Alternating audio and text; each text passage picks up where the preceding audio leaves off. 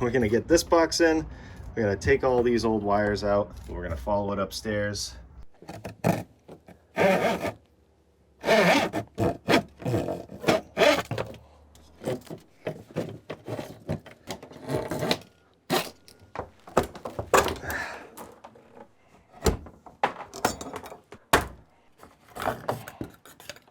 I'm going to take this apart from the other side and at least get these wires out, figure out what to do with this box.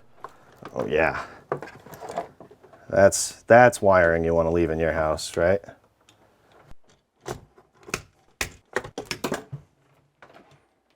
Oh, bye-bye.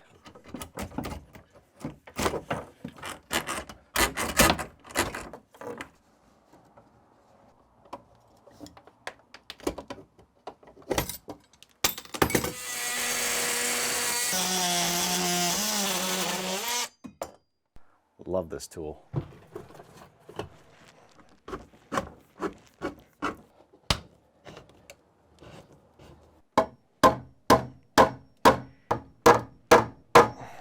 Eventually this wall is going to come out and then I can pull this back. This will be the actual wall eventually. So I figured I'd put it in just like that for now. Yeah, might have to cut that.